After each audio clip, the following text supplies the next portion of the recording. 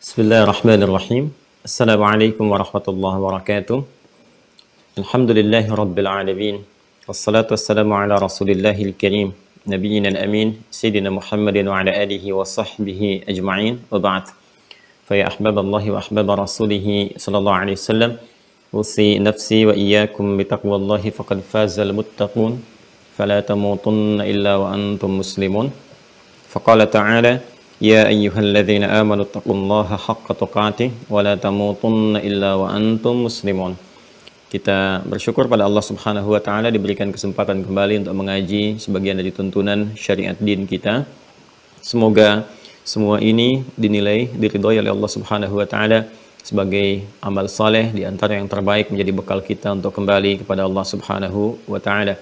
Semoga setiap apa yang kita pelajari diberikan pemahaman terbaik dalam bimbingan Allah Subhanahu wa taala sehingga benar dipahami dan diberikan kekuatan untuk mengamalkan apa yang telah kita pahami sehingga menjadi bagian dari implementasi iman kita berwujud amal saleh.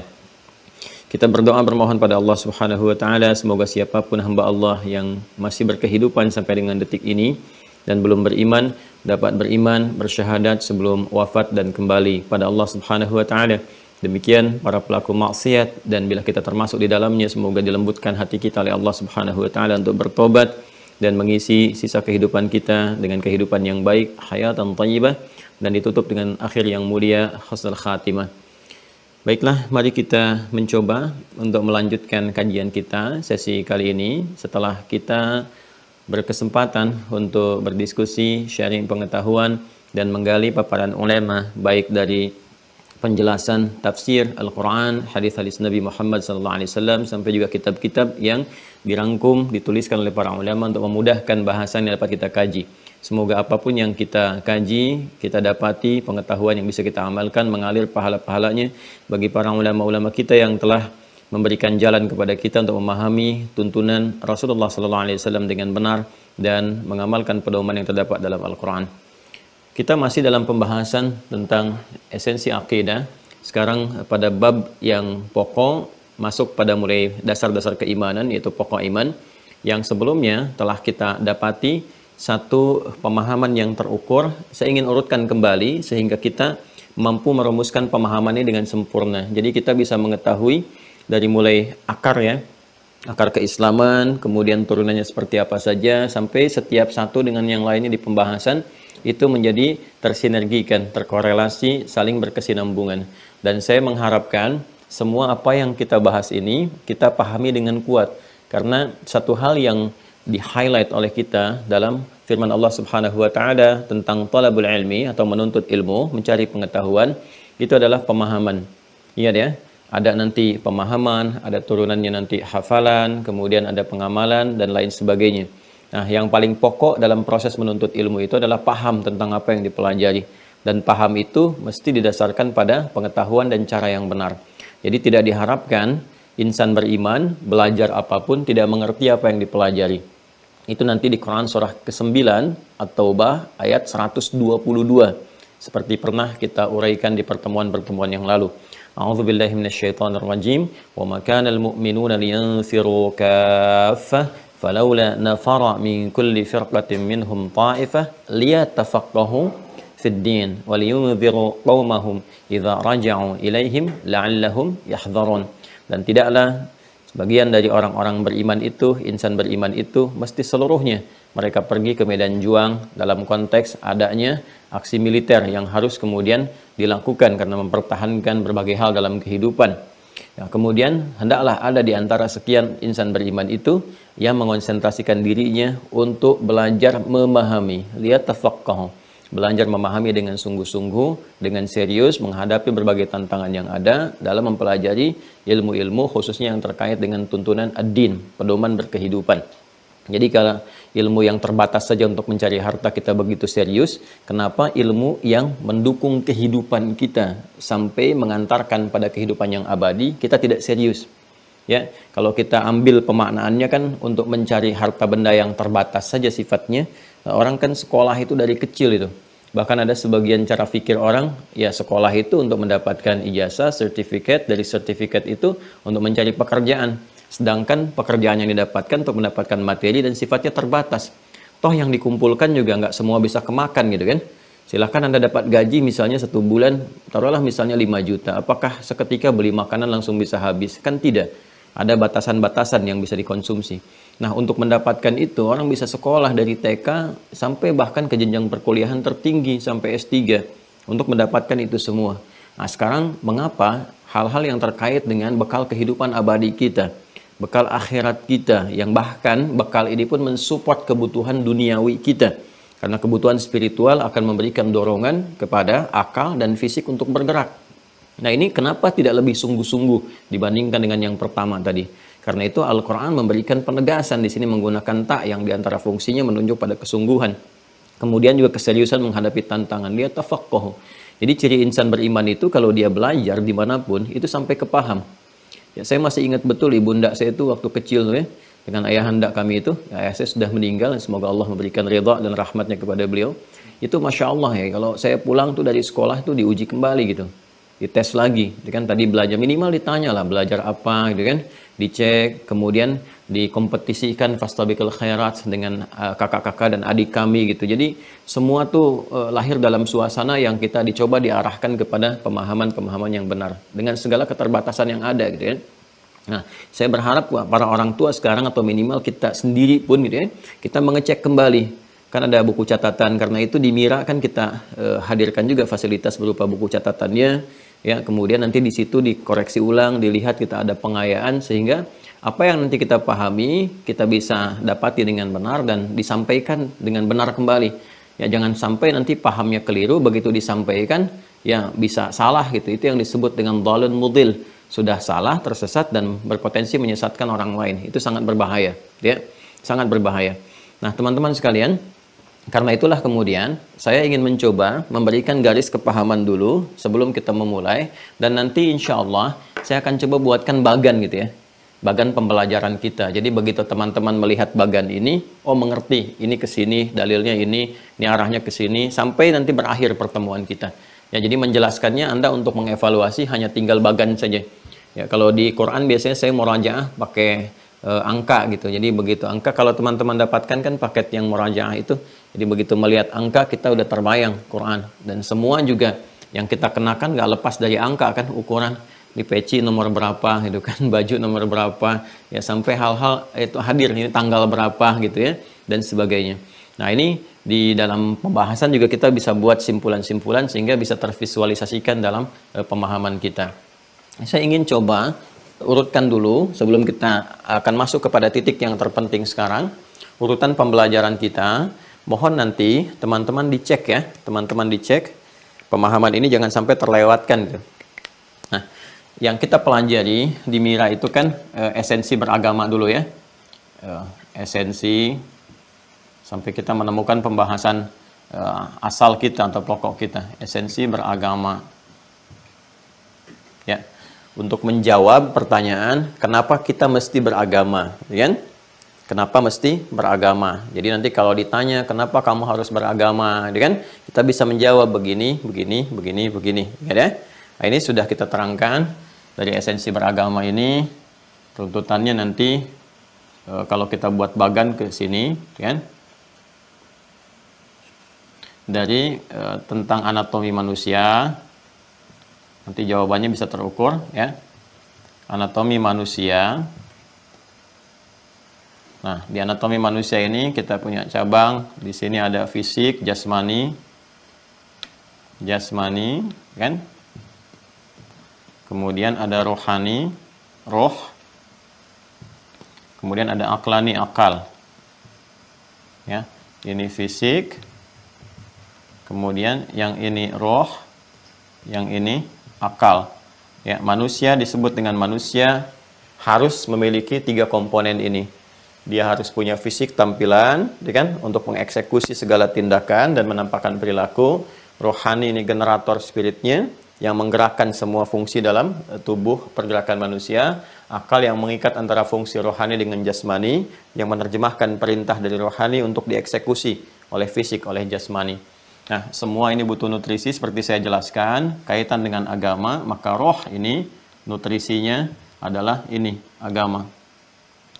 Ya.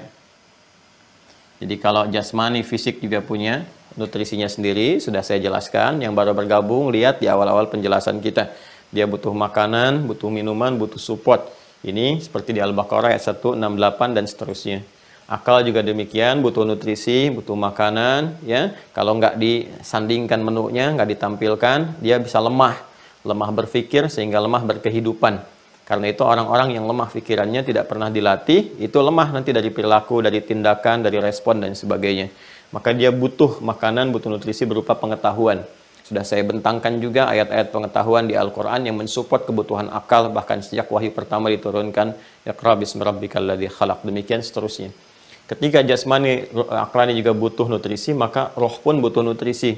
Kalau tidak, maka spirit kehidupannya akan lemah. Ini yang menjadikan mentalitasnya turun. Sering gelisah, ya, timbul penyakit seperti ria, sombong, kecewa, macam-macam itu ya, penyakit roh rata-rata. Ya, disebut dengan marad fi qulubihim marad, ya, yang melahirkan nanti ekspresi-ekspresi yang dihukumi dengan istilah tertentu di Al-Qur'an. Ya, ada istilahnya pemalas, mutakasil, ada istilahnya munafik dan sebagainya. Ini penyakitnya di sini. Karena itu dia butuh nutrisinya ya berupa agama, ya. Agama. Kita ambil kata umum dulu ya dalam istilah kita itu agama. Seperti saya sampaikan dari bahasa Sanskerta artinya tidak, agama artinya rusak. Satu konsepsi yang memelihara ya fungsi tubuh manusia itu dan fungsi diri manusia supaya tidak melakukan tindakan-tindakan yang merusak. Asalnya kan seperti itu. Nah, maka ini mesti menemukan nutrisi yang benarnya. Nah, dia butuh agama. Nah, jadi kita bisa menjawab ini. Sekarang tinggal kita mencari agama apa, menu apa yang cocok untuk roh. Karena fisik pun tidak semua bisa dimakan. Bahkan ada yang salah. Yang seharusnya bukan untuk fisik, dimakan oleh fisik. Gitu kan? Yang seharusnya makanan untuk yang lain, kok dimakannya oleh manusia. Sehingga menghasilkan penyakit. Gitu kan? Baik itu makanan yang basi misalnya, atau yang bukan peruntukan bagi manusia misalnya. Ya, manusia makan batu, ya jadi kecelakaan. Gitu kan? Manusia makan tanah, jadi persoalan. Manusia minum racun, nah, jadi melemahkan, ya, bahkan bisa mengakhiri kehidupan dan sebagainya. Ini pun nggak boleh salah makan, mesti ada agama yang benar. Jadi kalau Anda ditanya kenapa beragama, Anda bisa jawab. Lalu kemudian ketika Anda ditanya kenapa Anda memilih agama sekarang, ya Islam, gitu kan? Nah, tidak yang lainnya, maka kita bisa jelaskan kemudian, ya. Nah, nanti tinggal kita mencari konsepsi keberagaman yang benar. Agama dalam Islam itu disebut dengan ad-din, ya kan? Nah. Jadi ketika kita mencari, nah, kenapa Anda misalnya menetapkan agamanya memilihnya Islam? Ya, kita bisa jawab karena konsepsi keberagaman dalam Islam. Nah, ini konsepsi keberagamaan di dalam Islam itu begitu sempurna. Saya ulang, begitu sempurna.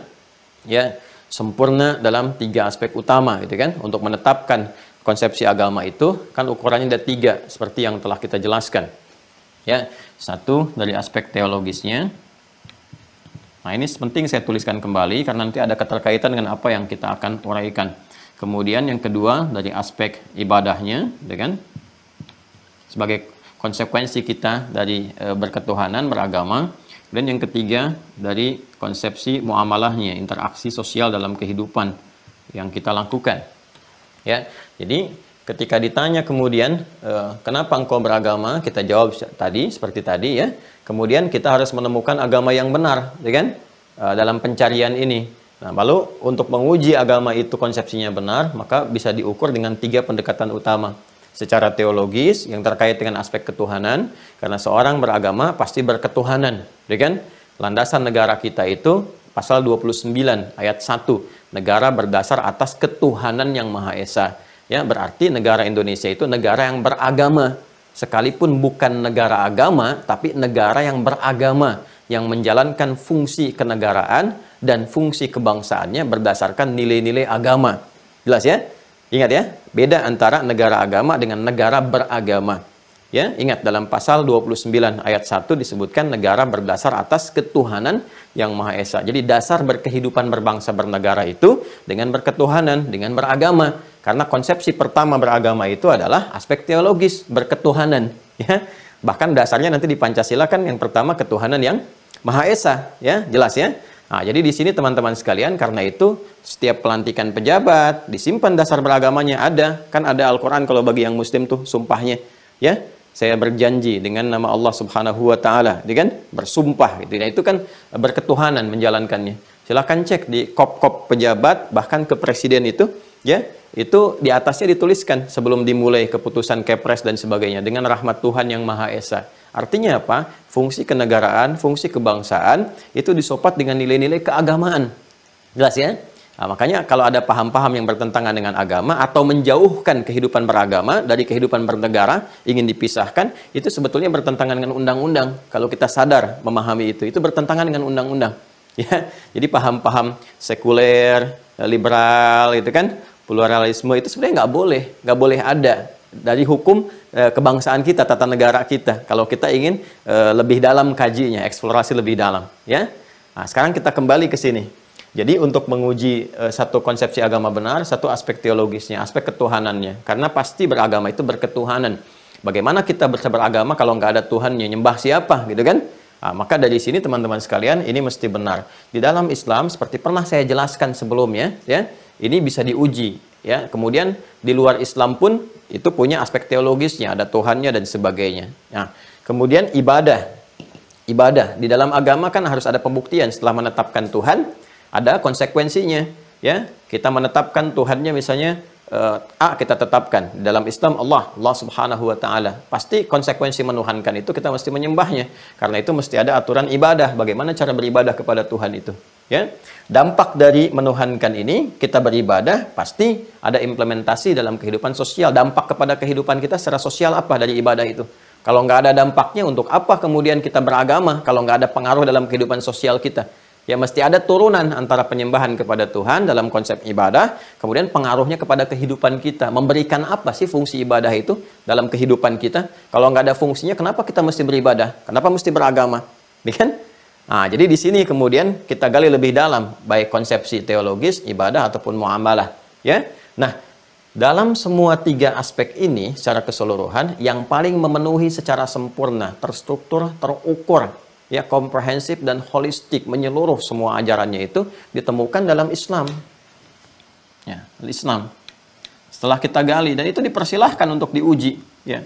Dipersilahkan untuk diuji turunan-turunannya. Konsep teologisnya jelas, seperti pernah saya uraikan. Silahkan cek di pertemuan pertama kita, ya. Sangat jujur, sangat terbuka, dikomparasikan, bahkan kemudian pede dikatakan innani anallahu la ilaha illa ana fa'budni wa aqimis salata li dzikri. Sungguh hanya akulah satu-satunya Tuhan, Allah Subhanahu wa taala. Akulah Tuhan yang layak dipertuhankan, gak ada Tuhan selain aku. Maka buktikan dengan menyembahku, ibadah, wa aqimis salata li dzikri, dan fungsi ibadah itu diterapkan dalam kehidupan. Contohnya menunaikan salat. Apa fungsi salat? Tanha 'anil fahsya'i wal munkar. Tanha 'anil fahsya'i wal munkar dibawa ke muamalah. Ya, ini baru satu ayat gitu. Ya, kita turunkan ke sini. Jadi teologisnya jelas, ya, kemudian aspek ibadahnya terukur, nggak ada di muka bumi ini tuntunan yang menuntun kita beribadah dari bangun tidur sampai dengan tidur lagi, ya, yang dengan itu dijelaskan. Kalau kamu mengerjakan ini, doanya seperti ini bimbingannya seperti ini. Apa yang didapatkan dari situ kalau kamu kerjakan, nih dampak ke dunianya akan seperti ini. Lalu dicatatkan pahala saat kamu meninggal, pulang ke akhiratnya akan seperti ini, ya. Bahkan diatur sedemikian rupa polanya, seperti sholat misalnya, secara ritual, dijelaskan dari awal sampai akhir. Mulai memilih air yang berkualitas seperti ini, cara menggunakannya seperti ini. Sebelumnya menghadap ke arah kiblat, kiblatnya seperti ini. Kalau kita nggak mengetahui kiblat, ngadepnya ke sini. Ya, kemudian setelah itu dibimbing dari awal mula sholat, dari mulai takbir sampai dengan salam, gerakannya khusus, sempurna bacaannya, ya kan? Nggak bisa ditiru oleh manapun. Kemudian ada dampaknya dalam kehidupan, dijelaskan makna takbir tuh begini, mengangkat tangan tuh artinya seperti ini, dampaknya ke kehidupan seperti ini, terbawa semuanya. Ya, di aspek muamalah juga demikian, menata diri seperti ini, bergaul dengan orang tua ayatnya ada, bergaul dengan anak-anak ayatnya ada, bergaul dengan tetangga tuntunannya ada, bergaul dalam pekerjaan tuntunannya ada, bahkan urusan ke toilet pun itu diatur juga, ya. Dari mulai kehamilan ada tuntunannya, setelah melahirkan memberikan ASI ada tuntunannya, mau berpendidikan ada tuntunannya, bergaul mencari pasangan ada tuntunannya, kehidupan rumah tangga ada tuntunannya, sampai kita pun diatur ini yang dikerjakan, ini yang nggak boleh dikerjakan, nggak boleh menipu, nggak boleh menghina, nggak boleh bikin hoax, nggak boleh mencela. Ini yang dilakukan begini, begini, begini, semua sempurna. Sampai mau meninggal pun diberikan tuntunannya. Kalau kamu ingin meninggal tenang, begini nih. Kalau kamu mengerjakan ini resikonya. Di alam kubur nanti kalau setelah meninggal tuh akan terjadi seperti ini gitu. Itu coba silahkan bandingkan. Anda nggak akan temukan yang seperti itu. Sempurna sekali. Sempurna. Ya, dan semua yang dikerjakan dapat balasan. Karena itu Islam dinamakan oleh Allah dengan ad-din yang sempurna. Turun Quran surah ke-3 Ali Imran ayat ke-19. Inna dina indallahil Islam. Ya, kama tadinu tudan. Kama tadinu tudan gitu kan. Sebagaimana engkau mengerjakan semua pedoman dalam tuntunan Islam itu, engkau akan dibalas oleh Allah. Ya, dalam dunia diberikan kemudahan-kemudahan, di akhirat diberikan kenyamanan-kenyamanan. Dan din juga, akar kata juga diambil dari kata dana. Ya, dana yadnu dunuwan, sesuatu yang dekat, sesuatu juga yang rendah. Ya, dekat itu artinya apa? Kalau kita kerjakan semua konsepsi ini, maka akan mendekatkan kita kepada Tuhan, kepada Allah Subhanahu wa Ta'ala. Yang dengan kedekatan itu kita akan diberikan satu tempat yang terhormat dan dijaga dari segala hal yang merendahkan kehidupan kita. Jelas ya? Dan kaitannya juga dengan dunia, seakar juga. Adin nanti konsepsinya juga diterapkan dalam kehidupan dunia, sesuatu yang dekat, sesuatu yang cepat. Dan apa yang kita kerjakan di dunia ini berlangsung dengan cepat. Kayaknya baru kemarin kan kita ketemu, sekarang udah ketemu lagi. Kayaknya baru kemarin kita mulai, ternyata sudah pertemuan yang ke-6 gitu kan. Nah ini sesuatu yang semua terkonsepsi dengan sempurna di dalam Islam. Nah, di sini saya menetapkan kemudian karena ini jelas, saya menetapkan sebagai Islam sebagai din yang saya pegang, berkehidupan, saya jaga sampai dengan meninggal. Itu pun masih ada ayatnya. Ali Imran ayat 102 itu. Kan? Ya ayyuhalladzina amanu, hai orang-orang yang telah yakin, kan? Ittaqullaha haqqa tuqatih, tingkatkan ibadahmu, tingkatkan kebaikan-kebaikanmu, tingkatkan kemuliaanmu. Takwa itu simbol kebaikan, gambaran kemuliaan. Dan itu ada nanti perangkatnya, begini cara mengerjakan sehingga disebut takwa, begini cara melakukan sehingga disebut takwa. Ada aspeknya nanti terkait dengan penghambaan kepada Allah, ini bagian takwa. Karena itu sholat juga masuk dalam bagian takwa. Ya, dzalikal kitabul la raiba fihi hudal lil muttaqin. Bagian pertamanya kan aspek teologis muttaqin itu. Alladzina yu'minuna bil ghaib. Itu kan teologis. Wa yuqimunas shalah, ibadah. Wa mimma razaqnahum yunfiqun. Muamalah. Ada semua kan? Nah, itu konsepnya takwa. Nanti takwa itu yang menunjukkan kemuliaan kita. Quran surah 49 ayat ke-13. Ya ayuhan nasu inna khalaqnakum min dzakarin wa untha wa ja'alnakum syu'uban wa qabaila lita'arafu inna akramakum indallahi atqakum. Yang paling mulia di antara kalian itu yang bisa meningkatkan nilai ketakwaannya di hadapan Allah Subhanahu wa taala. Jadi konsepsinya sangat sempurna teman-teman sekalian. Sangat sempurna. Nah, karena itulah saya menetapkan Islam sebagai din saya karena alasannya secara teologi sempurna, secara konsepsi ibadah sempurna, secara muamalah juga sempurna dan ada bukti nyatanya. Ya, ini bisa merubah orang-orang yang berkehidupan dan memeluk Islam dari bahkan tingkat yang paling rendah dalam strata kehidupan menjadi tingkat yang terbaik yang dibuktikan oleh sejarah.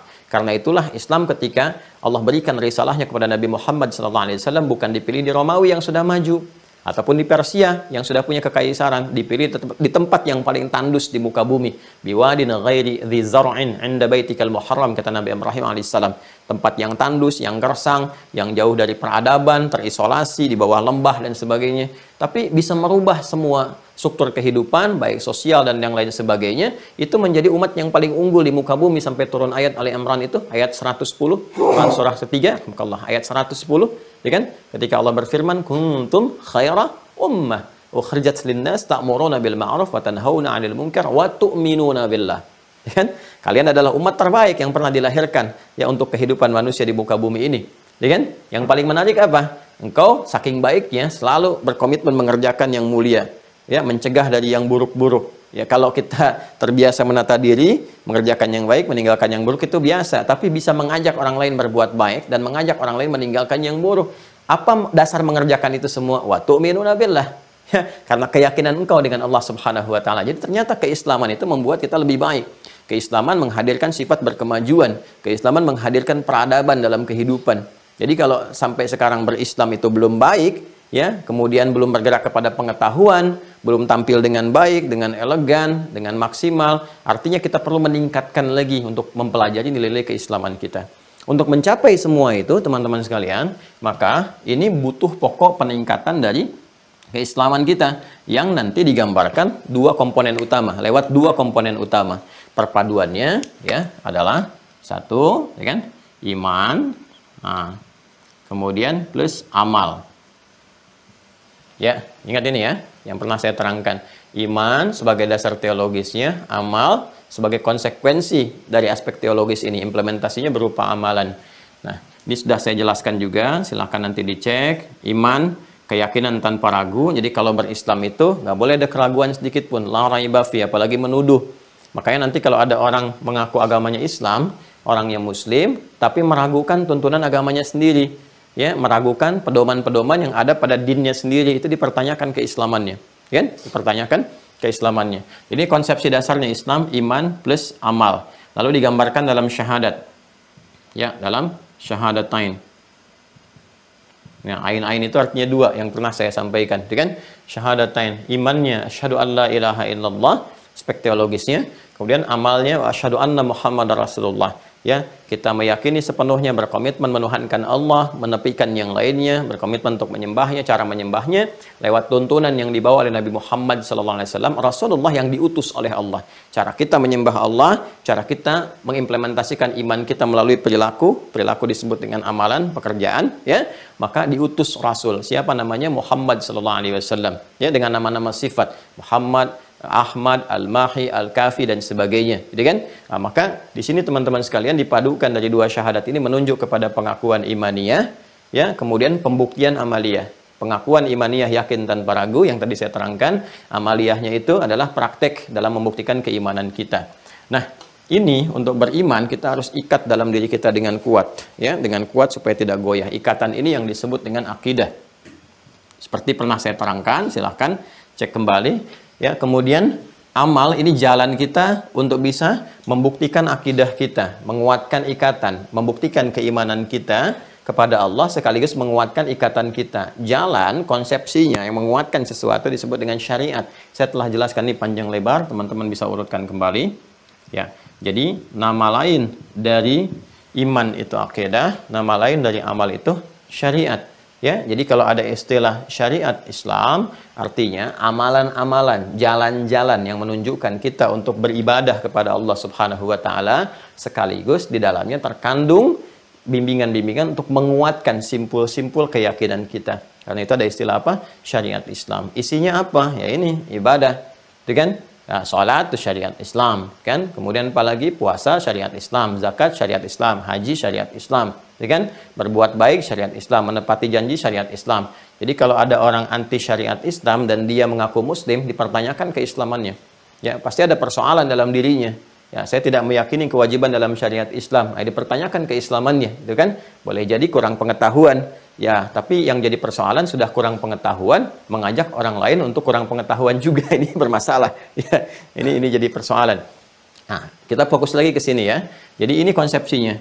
Ada akidah, ini adalah gambaran dari iman, refleksinya. Kemudian ada syariat juga, ini senafas dengan amal. Nah, ini ya teman-teman sekalian.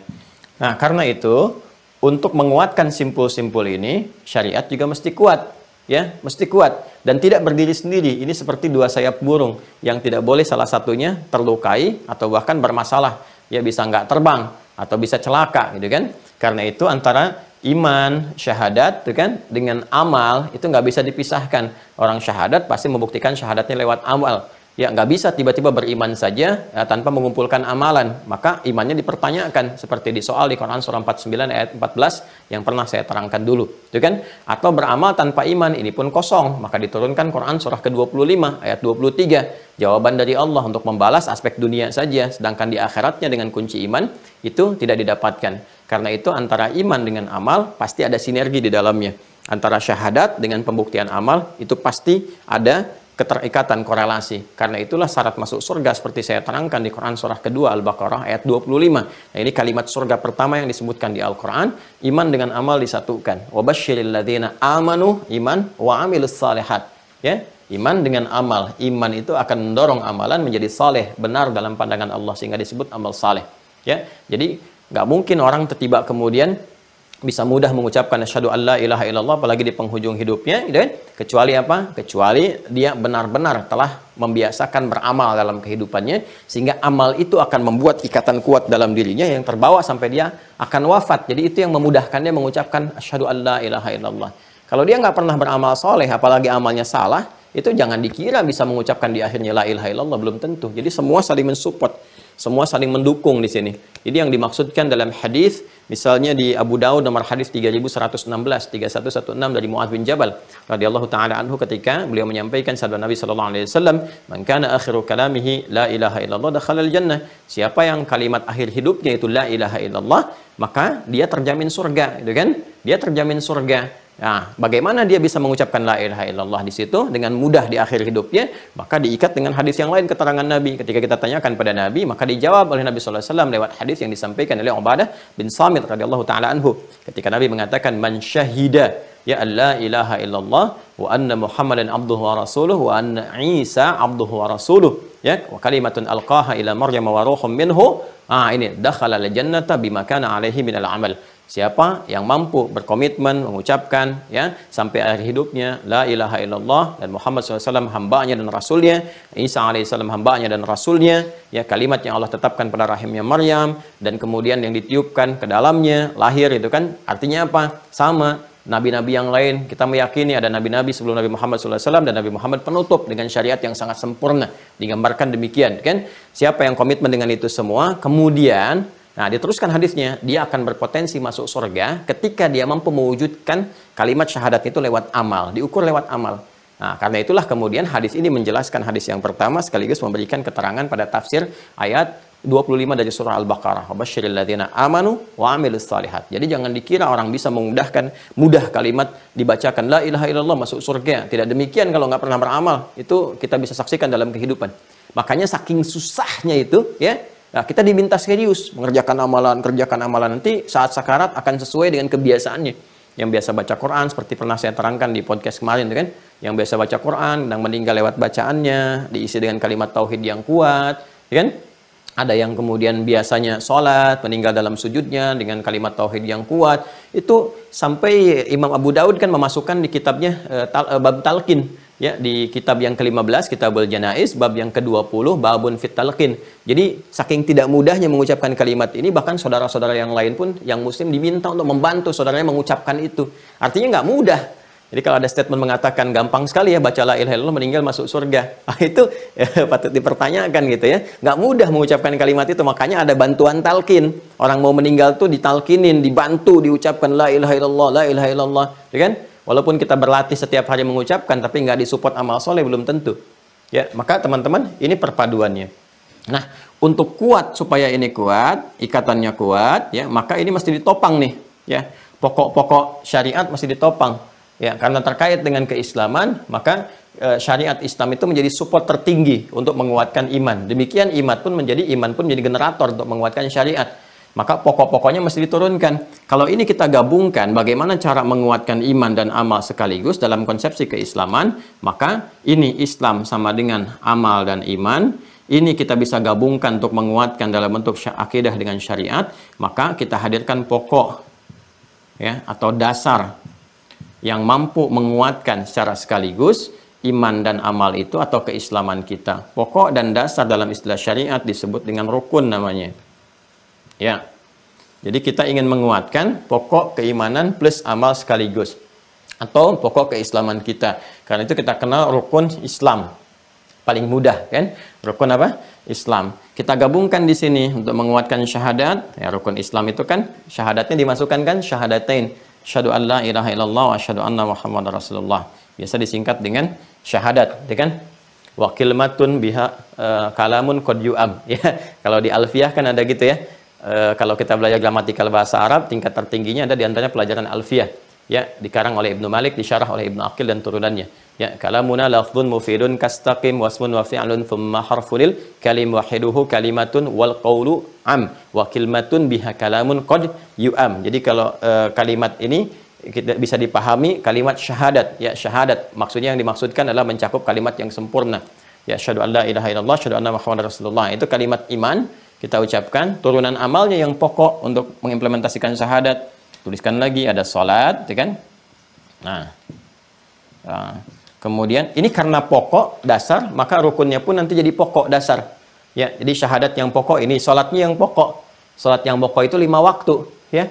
5 waktu 17 rakaat. Dan nanti dalilnya ada. Nggak mungkin nih, nggak ada dalil, nggak mungkin. Ya, nanti syahadat dalilnya di Quran ada. banyak sekali. Ya, fa'lam annahu la ilaha illallah innani anallahu la ilaha illa ana fa'budni wa aqimis salata li dzikri Allahu la ilaha illa huwal hayyul qayyum. Ya, dan seterusnya. Ini dalil syahadat. Dalil salat ada 5 waktu banyak di Quran. Jadi kalau ada orang kemudian mengatakan nggak ada dalil salat 5 waktu dalam Al-Quran, ini dipertanyakan, baca Quran nggak? Jangan-jangan nggak baca Quran. Kalau baca Quran pasti tahu, ya. Ya, pasti tahu. Ini kita sudah banyak mempraktekkan, kita udah 15 abad mempraktekkan. Anda masih sibuk mencari dalil. Ini kan pertanyaan. Ya, kita udah praktekkan tiap hari gitu. Anda masih sibuk mencari dalil dan masih bertanya gitu. Itu pasti ada di Al-Quran. Nanti kita turunkan. Ada yang langsung sekaligus, ada yang ditempatkan di ayat tertentu. Ini banyak sekali. Ya, misalnya di Al-Isra ayat 78, aqimis salata liduluki syamsi ila ghasaqil laili wa qur'an al-fajri inna qur'an al-fajri kana mashhuda. Ada di Quran misalnya surat Hud ya, surat 11 ayat 114, aqimis salata tarafain nahar wa zulafan minal lail. Banyak sekali. Bahkan nanti disebutkan ini yang salat zuhur, ini yang salat isya, ini yang salat asar, ini yang salat maghrib, ya, ini yang salat subuh. Jelas sekali kalimatnya, wa qur'an al-fajri inna qur'an al-fajri kana mashhuda, dan seterusnya. Bahkan yang paling hebat tuh begini. Disebutkan secara umumnya, ya, gambaran waktu sholat bagi orang beriman pasti tahu. Quran surah keempat ayat 103, ya, ketika Allah mengatakan fa idza qadaytumus salata fadhkurullaha qiyaman wa qu'udan wa 'ala junubikum fa idza tma'nantum fa aqimus shalah inna salata kanat 'alal mu'minina kitaban mawquta. Di ujung ayat itu ditegaskan orang beriman itu pasti tahu waktu sholat. Artinya kalau orang masih menyoal waktu sholat, dipertanyakan keimanannya, kan? Jadi orang beriman itu pasti tahu waktu sholat, kata Allah itu kan. Jadi kalau bertanya tentang waktu sholat, masih mencari, masih meragukan, dipertanyakan keimanannya. Lalu setelah itu dirinci.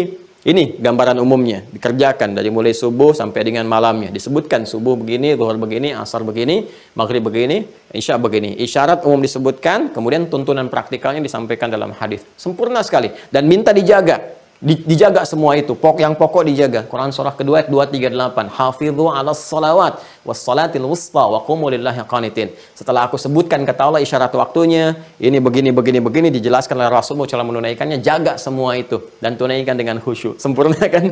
Ya. Nah, nanti setelah itu ada zakat. Zakat juga dijelaskan oleh Allah, dalilnya pasti ada. Ya, pasti ada, dari mulai cara mengambilnya, khudh min amwalihim sadaqah, disalurkan kepada siapa, innamas sadaqatul lil fuqara wal masakin, dan seterusnya, ya, bahkan turunannya menjadi infak sampai ke pahalanya disebutkan. Sampai ke pahalanya disebutkan itu. Ini luar biasa. Keempat, puasa juga ditemukan dalilnya. Ini yang pokok-pokok ya. Yang rukun-rukun, yang pokok-pokok. Kalau pokok kan wajib. Dasar, pondasi itu wajib ada. Kalau nggak ada pondasi, ya, artinya jadi berbahaya, bangunannya bisa runtuh seketika. Maka ini penting dikuatkan. Puasa kita tahu paling familiar, gitu kan? Paling mudah dihafalkan, ayat paling viral, ya, yang kita bisa dapati, Quran surah kedua Al-Baqarah 183, ya ayyuhalladzina amanu kutiba alaikumus shiyam, dan seterusnya ayat. Dan yang kelima adalah haji dan umrah. Ini pokoknya. Ya. Ya, haji dan umrah. Dalam haji ini terkandung nanti umrah pada umumnya ya. Baik itu kalau kita mau ambil qiran ataupun tamattu', kecuali kalau kita mau ifrad dengan sendirinya. Tapi dalam prosesnya sudah mencakup kepada umrah ya. Haji ini kan yang terbesarnya. Haji dalilnya sangat membentang di Al-Qur'an, bahkan ada surat haji, surat Al-Hajj, dan seterusnya. Ini yang pokoknya teman-teman sekalian. Nah, jadi ini yang pokok keislaman kita, mencakup iman dengan amal. Nah, nanti setiap pokok ini didetilkan lagi supaya kuat lagi. Babnya ada sendiri ya, untuk membahas tentang syahadat, karena ini pokok iman. Pokok iman kita ini mesti ada ilmunya. Nah, ilmu untuk menguatkan keimanan kita supaya yakin tanpa ragu, ya, mendekat kepada Allah yakin tanpa ragu, nggak ada keraguan sedikit pun, terikat dengan kuat. Karena ini sering dilekatkan dengan nama ini akidah, supaya ilmu ini bisa mengikat keyakinan kita dalam jiwa ya dengan kuat, kemudian dibawa sampai dengan wafat, seperti Quran surah ketiga ayat 102. Maka ilmunya dilekatkan dengan nama ini untuk memberikan kesan kepada kita ikatan yang kuat itu. Maka ilmunya disebut dengan akidah. Kalau kita belajar akidah, artinya untuk menguatkan syahadat kita, jangan sampai lepas la ilaha illallahnya, diikat kuat. Nah, ini penamaan akidah itu untuk memberikan kesan bahwa iman itu ikat kuat dalam jiwa, jangan sampai lepas la ilaha illallahnya. Ya, jangan sampai kemudian karena godaan tertentu, materi duniawi tertentu, godaan-godaan dari syahwat, itu kan, dari macam-macam, kedudukan, jabatan, pasangan, tiba-tiba ikatannya terlepas. Harusnya ittisal jadi infisal, gitu kan? Harusnya lan fisal malaha jadi infisal, terlepas. Ini jadi masalah. Kalau itu ilmunya disebut dengan apa? Akidah. Fungsi dari akidah la ilaha illallah, ya, menuhankan Allah yang satu, menepikan yang lainnya, gitu kan? yang satu esa, ahad. Kalau kita ingin menjadikan semua tertuju kepada yang ahad, disebut tauhid namanya. Wahhada yuwahhidu tauhid. Maka di sini dikenal juga ilmunya dengan tauhid. Jadi kalau kita berbicara tentang ilmunya akidah, itu untuk menguatkan ikatannya supaya nggak lepas dan digoda dengan apapun tetap diberikan tantangan apapun tetap dia kuat ikatannya, simpulnya kuat, ya kan? Nah, untuk menjaga kalimat akidah la ilaha illallahnya ini menjadikan semua terhubung hanya kepada Allah yang ahad, maka itu disebut tauhid. Jadi kalau kita bicara ilmu tauhid, ilmu akidah, artinya menguatkan syahadat. Dalilnya Quran, ya, surah ke-47 Muhammad SAW ayat 19. Ya, fa'lam, maka mesti punya ilmu, ya, untuk menetapkan annahu la ilaha illallah, ya, bahwa sungguhnya tiada Tuhan yang layak dipertuhankan disembah kecuali Allah Subhanahu wa taala. Ya, demikian juga Quran surah ketiga Al-Imran ayat ke-18. Syahidallahu annahu la ilaha illa huwa wal malaikatu wa ulul ilmi qa'iman bil qist. Ya, yang mampu bersyahadat artinya menetapkan, menyaksikan kebenaran yang sesungguhnya bahwa Allah Subhanahu wa taala adalah Tuhan yang sesungguhnya, enggak ada Tuhan selain Allah, yang mengetahui tentang ketuhanannya pertama Allah sendiri. Ya, Allah sangat maha mengetahui dirinya Tuhan, kan itu pede mengatakan innani anallah, ya kan? Nah, jadi kalau ada dipertuhankan, masih belajar tentang ketuhanannya dan sebagainya, jadi persoalan, ya kan? Nah, kemudian malaikah diciptakan dengan sempurna, la ya'sunallaha ma amarahum wa yaf'aluna ma yu'marun, Quran surah 66 ayat yang ke-6. Kemudian untuk mengetahui itu dengan sempurna, Allah turunkan juga pengetahuan, ya, untuk menetapkan Allah sebagai Tuhan. Wa ulul ilmi qa'iman bil qist, sepanjang qa'iman bil qist. Jadi ilmunya digunakan secara benar, bukan untuk mencari pembenaran tapi mencari kebenaran. Karena itu Islam membuka, silahkan temukan, dan objektif sekali. Silahkan nih tandanya, ini ukurannya dan sebagainya. Anda temukan, yakin benar, silahkan yakini, imani, kan? Tapi kalau Anda menolak kebenaran ini, Anda memilih yang lain, yaitu pilihan, dihormati. La ikraha fid din, la ikraha fid din. Nggak dipaksa, cuma ketika pulang menghadap kepada Sang Pencipta, masing-masing membawa konsekuensinya sendiri. Sangat fair, sangat objektif, ya. Nah, ini teman-teman sekalian. Nah, ini untuk menguatkannya. Nanti ini pun ada ilmunya lagi, detilnya, setiap detilnya ini. Nah, syariat, ini syariat, ya kan? Jalan untuk menguatkan akidah, jalan untuk bertauhid, ini syariat. Ini ada ilmunya, disebut dengan fikih nanti. Ya. Makanya kita kenal fikih salat, fikih zakat, fikih puasa, fikih haji. Kita belum pernah dengar kan ilmu salat kan? Ilmu zakat, ilmu puasa, ilmu haji belum pernah dengar kan? Tapi disebutnya fikih. Ini yang terambil di Quran surah ke-9 ayat 122. Tuh, lihat tafaqquhu fid din, untuk mempelajari tafaqquh dari kata fikih akarnya. Ya, dari kata fikih, lihat tafaqquhu fid din. Semua yang terkait dengan ad-din, dengan Islam. Islam itu apa pokoknya? Ya ini, ya. Nah, makanya Imam Abu Hanifah menyebut yang tauhid pun itu fikih akbar yang tertinggi dari segalanya. Ini ilmunya fikih yang ini. Dia paham. Kalau belajar sholat sampai paham. Dia mengerti yang dibaca dan dilakukan dalam sholat. Nanti kita akan belajar ini sampai detil. Jadi jangan sampai kita mengerjakan tapi nggak ngerti. Tawaf putar-putar nggak ngerti. Wukuf cuman duduk nggak ngerti yang dikerjakan. Jadi kenikmatannya nggak terasakan. Puncaknya sholat. Rukuk, sujud ribuan kali nggak ngerti yang dibacakan disampaikannya, dia bermasalah. Nah ini pun, wah dalam Islam tuh bentangan pengetahuan tuh luar biasa gitu ya. Ini pun didetilkan lagi supaya kuat betul. Jadi ketika dipraktekkan dengan ilmunya, karena dasar Islam itu pengetahuan. Quran surah 17 ayat 36, wala taqfu ma laysa laka bihi ilmun innas sam'a wal basara wal fuada kullu ulaika kana anhu mas'ula. Jangan ikuti kerjakan satu hal tertentu tanpa dasar pengetahuan. Maka ini perlu dikuatkan lagi. Nah, ini kan 1 2 3 4 5 6. Ini pokoknya. Kan pondasi dikuatin tuh kalau kita bikin bangunan kan. Ada cakar ayam, cakar harimau, cakar singa gitu. Supaya kuat tuh. Supaya bangunannya tuh lebih kokoh gitu. Ini pun harus dikuatkan lagi. Dikuatkan dengan apa? Dengan ilmu. Nah, turunan ini iman kita akan kuatkan. Ketika kita akan menguatkan iman, maka ada turunan ilmunya lagi, tauhid. Makanya dalam ilmu tauhid, ilmu akidah, bab pertama itu penguatan iman. Ya, penguatan iman. Nah, kan kalau kita katakan al-islamu imanun wa amalun. Gabungan konsepsi keislaman itu sinergi antara iman dengan amal, akidah syariat, turunannya ini. Sekarang ketika kita akan mendapati iman supaya kokoh keislaman kita, maka ini perlu dikuatkan lagi. Bangunan imannya mesti kuat, ya, bangunannya, pokoknya. Ya, sekali lagi, pokok dasar itu dalam bahasa syariat disebut dengan rukun, ya kan? Maka iman pun punya rukun. Nah, makanya dasar pertama tauhid itu harus menguatkan pokok tauhidnya. Apa pokok tauhid itu? Iman. Ya, berarti pokok-pokok tauhid, rukun-rukun tauhid yang dasar adalah terletak kepada rukun iman. Kalau ini pokok imannya nggak kuat, turunan lainnya jadi bermasalah. Dan yang pokok ini wajib bagi semua insan beriman. Orang-orang Islam yang meyakini kebenaran risalah Islam itu wajib ya menguatkan pokok-pokok keimanannya, ya mengetahui dengan benar. Maka disinilah kemudian kita sampai pada pembahasan untuk penguatan rukun iman. Ya, kita kenali dulu ada berapa pokoknya, kita telah bahas di pertemuan yang kemarin. Bahkan juga dari kecil kita menghafalkan. Sebetulnya hafalan di masa kecil itu untuk dipahami di masa baligh. Bukan dihafalkan kembali, nggak ada progres namanya. Hafalan di masa kecil itu untuk dipahami di masa baligh. Ya, jadi dari kecil kita menghafalkan rukun iman ada 6, rukun Islam ada 5. Guru saya dulu namanya Pak Lilit Sulaiman di pesantren. Ya, walaupun kita nggak bertemu, ya, tapi beliau sempat mengajar dan sempat juga ke Bali ya. Kemudian kembali ke pesantren sempat bertemu, itu menarik tuh. Jadi jarinya beliau yang satu, jemarinya 5, satu lagi ada 6.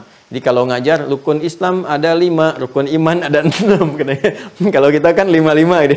Beliau dapat anugerah dari Allah itu yang satu tangannya jemarinya 6. Jadi rukun Islam ada 5, rukun iman ada 6 katanya. Langsung begini itu Masya Allah. Ya, jadi teman-teman yang ini ada 6 ya, yang seperti sering dihafalkan oleh anak-anak kecil. Ya, Mas ya, sering dihafalkan oleh anak-anak kecil, dipahami hafalan itu orang-orang dewasa, ya, dipahami oleh orang-orang dewasa. Iman kepada Allah, kan? Kemudian ada malaikat dan segala yang terkait dengannya. Nah, kemudian kitab, ya kan? Kemudian pada para rasul. Kemudian kehidupan akhirat. Nah, kemudian qada dan qadar. Qada plus qadar. Nah, ini ya, teman-teman sekalian ya. Nah, ini yang pokoknya. Jadi kalau ini pokoknya ada persoalan, lemah atau bermasalah, maka ini bangunan imannya juga akan goyah. Ya, ini yang pertama, kita menetapkan iman pertama kepada siapa? Allah, tapi nggak kenal Allah.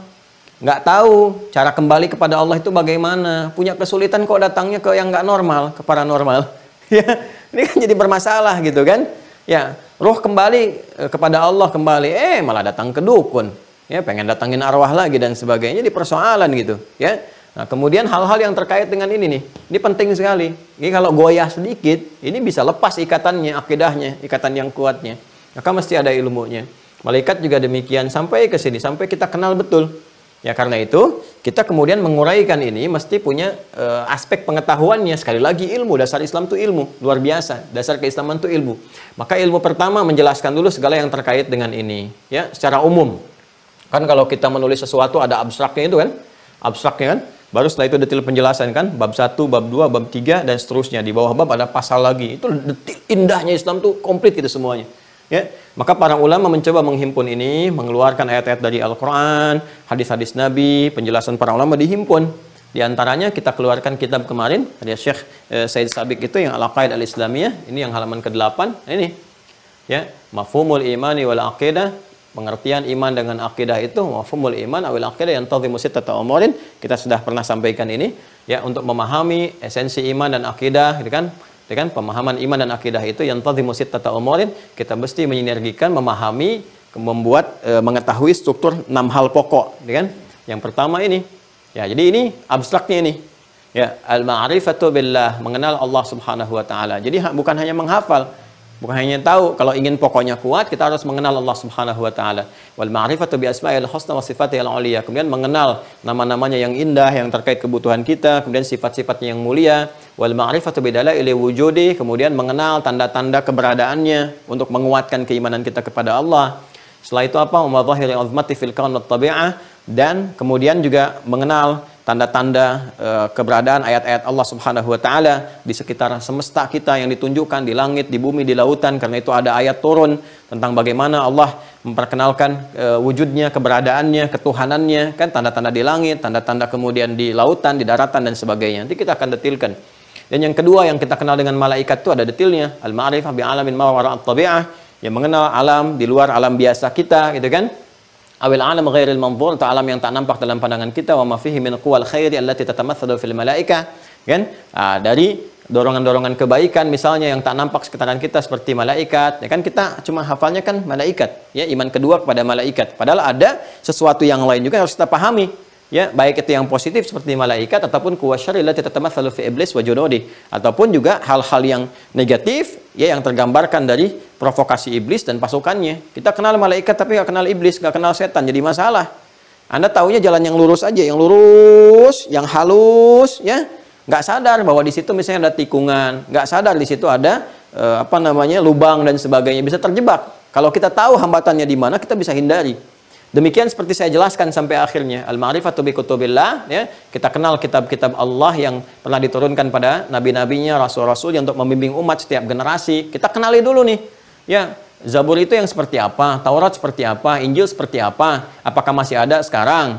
Ya, kalau misalnya berubah bagaimana, seperti apa, diturunkan bagaimana, isinya bagaimana, untuk umat siapa, supaya kita paham. Ya, makanya ketika kita mengenal Quran, kita mengerti, oh ini maksudnya menyempurnakan yang sebelumnya. Oh ini maksudnya kalau yang sebelumnya untuk umat terbatas, ini untuk umat manusia keseluruhan. Oh ini yang menjadikan Al-Quran itu selalu abadi, ya selalu membawa bimbingan dalam setiap perubahan-perubahan kehidupan, nggak pernah terpengaruh, selalu sesuai di generasi manapun, di tingkat kehidupan apapun, dalam konteks kehidupan dunia sampai berpulang kepada Allah. Mengenal nabi-nabi Allah, ya dikenali dari Nabi Adam sampai Nabi Muhammad SAW dengan mukjizatnya. Kadang-kadang lupa karena nggak kenal mukjizat, disangkanya lebih daripada itu. Ya harus kenal kita. Ya misalnya mukjizat Nabi Adam itu apa untuk kenabiannya gitu kan? Sampai ke Nabi Nuh, sampai ke Nabi Musa. Tahunya kan kita sepintas-sepintas parsial, ya. Ya contoh begini misalnya. Nabi Musa kita kenal dengan tongkatnya. Tongkat yang kalau dipukulkan keluar air itu kan Al-Baqarah 60. Tongkat pukulkan ke lautan terbelah dan seterusnya gitu kan.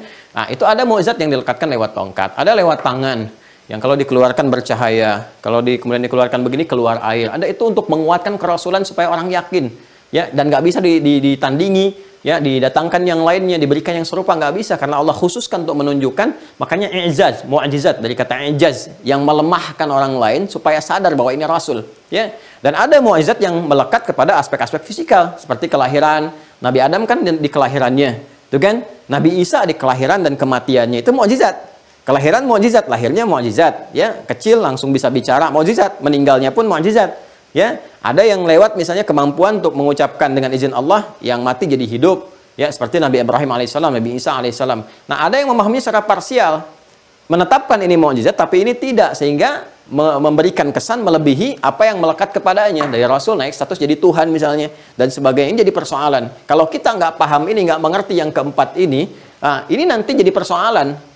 Ya, alih-alih kita menetapkan Allah sebagai Tuhan, nanti para nabi bisa dikultuskan, naik status jadi Tuhan. Ini bahaya, kan? Ini bahaya. Makanya kita belajar tentang kenabian itu mengerti, sekaligus mengetahui tanda-tanda nabi, supaya kalau ada yang ngaku nabi kita tahu, wah ini udahlah gitu, ini pasti bukan. Ini babnya sendiri nih. Makanya Al-Bukhari menempatkan di bab pertama, ya, kitab pertama dari 97 pembahasan, kitab Bad'ul Wahyi. Ini akhirat untuk membuat kita yakin supaya nggak terlalu fokus dengan dunia. Ngumpulin, tiba-tiba meninggal, yang dikumpulkan pun nggak digunakan, ya. Nah, ini qada dan qadar membuat kita itu terukur dalam berkehidupan supaya nggak banyak kecewa. Kalau ada sesuatu terjadi dalam pandangan kita gagal, tapi kalau kita belajar rumus qada dan qadar, oh ini bukan gagal sebetulnya. Ya, boleh jadi dipalingkan oleh Allah kepada apa yang kita butuhkan, atau dibalik ini ada sesuatu yang berbahaya saya nggak tahu. Kalau kita semua paham hukum ini, enak berkehidupan itu.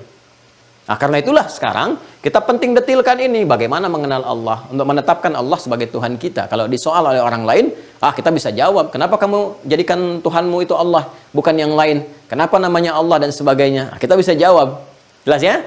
Nah, bagaimana cara meminta kepadanya? Kalau kurang rezeki bagaimana? Kalau kita merasakan kurang pengetahuan bagaimana?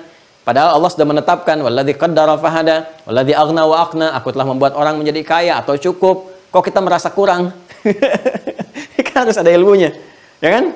Nah, ini rangkuman dari awal pembahasan sampai yang terakhir kemarin. Jadi kalau nanti ditanya harus begini jawabnya, ya, harus mengerti, harus paham. Ini nanti bisa diputar ulang videonya, ya. Nah, nanti ada ujian tuh untuk kelulusan. Pengayaan dulu, tesnya begini, nanti dibuat seperti ini ya, difoto oleh teman-teman. Jadi kalau lihat begini tahu jawabannya, begini tahu jawabannya. Jadi begini melihat ini nyambung ya. Nah, sekarang kita ambil materi untuk hari ini, singkat padat, 5-10 menit. Untuk bagian yang pertama, detilnya. Ini kan baru abstrak. Abstraknya seperti ini. Kita pindahkan bagannya ke sini. Nah, indahnya di Islam, seperti ini pun abstrak, ini juga baru abstrak gambaran, nanti ada detil lagi. Ya, ini penjelasan umum kan, detilnya apa? Detilnya kita kenali lagi. Sini. Nah, untuk mengenal Allah ada ilmunya sendiri, ada ayatnya juga, langsung diturunkan Allah langsung yang tunjukkan kepada kita. Ya kan? Termasuk hadis-hadis Nabi Muhammad SAW ya, untuk menguatkan kepada kita dan meyakinkan. Ini kalau disoal kenapa engkau menjadikan Allah sebagai Tuhan, kita bisa jawab. Ya, pembahasan ini kita akan melakukan pengayaan sebetulnya dari aspek teologis yang telah kita uraikan di awal yang ini. Kalau teman-teman buka video awal kita belajar di esensi beragama, ini sebagian ini telah saya uraikan. Sekarang kita detilkan. Ya, jadi teman-teman sekalian, masih ingat ya, kita akan bermula saat Nabi Muhammad SAW diutus oleh Allah sebagai Rasul, ya, ditetapkan. Kalau istilah kekinian dilantik ya menjadi Rasul, ditetapkan dengan turunnya Quran surah 96. Al-Alaq ayat yang pertama, Iqra bismi rabbikal ladzi khalaq, ya. Nah, itu kan masih menggunakan kata Rabb, memperkenalkan dulu nama naluri fitrah yang telah menjadi satu komitmen kita dalam menuhankan Allah. Jadi nama yang diperkenalkan pertama kali oleh Allah Subhanahu wa taala ya kepada manusia secara fitrah yang memberikan satu komitmen pemberian segala kebutuhan, melindungi, memaafkan, mengampuni, menyehatkan, menyembuhkan dan sebagainya, itu sifat rububiyah. Semua gabungan itu rububiyah, perawatan, termasuk ke alam semesta dan sebagainya. Nanti tanda-tandanya disebutkan di alam semesta begini, itu sifat rububiyah. Nama yang mewakili semua sifat itu secara sempurna disebut dengan Rabb namanya. Rabb. Ya, karena itu nanti di Al-Asmaul Husna di antara nama Allah yang sempurna itu ada Rabb. Ya, saya mulai dari sini dulu ya, sampai detil ke pemahamannya. Maka diperkenalkan di Quran surah ke-7 ayat 172. Kalau Anda menyimak video tentang doa kemarin yang hari Sabtu ya, sampai Ahad saya jelaskan, insya Allah bisa paham ini. Wa idh akhadha rabbuka min bani adama min zuhurihim dzurriyyatahum wa ashhadahum ala anfusihim alastu bi rabbikum qalu bala syahidna. Ini kalimat komitmen pertama saat kita bersyahadat. Ya, jadi syahadat itu sudah terbawa. Ya, jadi saat kita berada dalam fitrah kandungan, ya, fitrah kemanusiaan sejak dalam fase kandungan. Ya, jelas ya? Ini sudah ada syahadat. Syahadat. Jadi fitrah manusia itu sudah bersyahadat. Makanya Nabi mengatakan, kullu mauludin yuladu 'alal fitrah. Setiap yang terlahir itu sebetulnya sudah membawa fitrah. Ini yang dimaksudkan di Quran surah ke-30 Ar-Rum di ayat yang ke-30. Ya. Disebut fitrah bagi semua manusia. Fa'aqim wajhaka lid-dini hanifa. Maka hadapkan, patuhkan dirimu pada ketentuan ad-din. Hanifa secara lurus dan benar. Patuh, lurus dan benar. Kepada apa? Ad-din. Apa yang dimaksud dengan ad-din? Al-Islam. Quran surah ketiga ayat 19. Inna ad-dina 'indallahil Islam. Fa'aqim wajhaka lid-din. Maka hadapkan dirimu, patuhkan pada ketentuan, pedoman-pedoman dalam ad-din, dalam syariat Islam dengan lurus dan benar. Fitratallahi allati fataran nasa 'alaiha. Fitrah. Fitrah. Ini disebutkan fitrah. Fitratallahi allati fataran nasa 'alaiha. Itu adalah fitrah yang Allah telah tetapkan pada seluruh manusia dalam berkehidupan. Ingat ya, ini indah sekali. Dan taknya tak maftuhah. Lihat di Quran. Lihat di Quran surah 30 ayat 30. Taknya itu tak maftuhah. Nanti ada ilmunya. Kenapa yang satu marbotah, yang satu maftuhah? Ini kalau digali hikmah, tinggi sekali. Tapi saya harus ngajarkan lu dasar bahasanya. Supaya nggak disebut ilmu tak-atik. Nanti jadi repot gitu. Ya, kenapa tak marbotah? Kan masih tertutup tuh. Begitu dibuka, nilai kehidupannya menjadi maftuhah. Ya kan? Dalam rahim yang terkandung begini, dibuka, sudah siap berproses mau keluar, jadi maftuhah. Begitu dia keluar itu, terbuka, dia keluar, menjadi kehidupan dunia, membawa fitrah kehidupan. Fitrah yang telah Allah tetapkan, makanya disebut fitratallahi allati fataran nasa 'alaiha. Fitrah yang Allah telah lekatkan pada seluruh manusia, pakai nas. Bukan pakai insan, pakai ins, pakai bashar, gitu kan? Pakai Bani Adam, tapi pakai nas, menjangkau ke semua tanpa kecuali. Di semua manusia yang terlahir itu sudah bawa fitrah. Ya. Nah, cuma sayang kata Nabi, fa abawahu yuhawwidanihi aw yunassiranihi aw yumajjisanihi. Maka lingkungan sekitar, abawa itu jangan selalu diartikan dengan orang tua ya. Karena ada yang lahir orang tua meninggal. Ya dalam kandungan orang tuanya, ayahnya meninggal, terlahir ibunya meninggal, terjadi sehingga dia status yatim piatu misalnya. Tapi Allah hadirkan perawat sekitarannya, ada pamannya, bibinya, kakeknya, neneknya dan sebagainya, gitu kan? bahkan dia sekolah, lingkungan, ada kerabat, tetangga, sekitaran. Nah, ini berpotensi juga, bahkan orang tua ada, orang tua bagus, tapi lingkungan membentuk dia menjadi tidak bagus misalnya. Ya, kurang kontrol, kurang pengawasan, maka dia berubah. Tingkat tertinggi dari perubahan itu menyimpang dari fitrah. Fa abawahu yuhawidanihi au yunassiranihi au yumajjisanihi. Karena itulah kemudian saking rahmannya Allah kepada kita, dikirimkan penjagaan-penjagaan akidah itu, diingatkan supaya kita tidak mengatakan kepada Allah di hari kiamat, saya lupa ya Allah, antakulu yaumal qiyamati inna kunna an hadza ghafilin. Kembali ke Quran surah ke-7 ayat 172 di ujungnya. Ya, supaya kamu nggak katakan saat pulang kepadaku nanti, aku lupa ya Allah. Kan kalau sudah lupa suka nggak ingat. Dasar manusia, al yauma nakhtimu ala ala apa? Ya, kan sekarang kami kunci tuh. Ya, ala afwahim, mulut-mulut kamu itu dikunci, yang bicara tuh hati kamu yang benar, tangan kamu itu udah, kaki kamu tuh yang bicara tuh. Sekarang udah mulai bicara, tangan pakai sidik jari, tapak kaki, DNA dan sebagainya. Ya. Ah, nanti ingatkan lewat azan 5 kali dalam sehari, diingatkan la ilaha illallahnya dan sebagainya. Nah, kembali ke sini teman-teman sekalian, ini fitrah. La tabdila li khalqillah, enggak ada perubahan dalam setiap penciptaan yang Allah kemudian tetapkan. Jadi setiap akan terlahir itu membawa fitrah semua. Nah, dia bergeser, berubah, haluan dan sebagainya karena pengaruh lingkungan. Ya, karena itulah kemudian, nah Allah Subhanahu wa taala ya mengutus, menetapkan para rasul ya untuk bisa membimbing kembali umat mengarahkan kepada haluan yang benar. Saking rahmannya Allah, kalau nggak rahman nggak akan diutus rasul. Dibiarkan aja.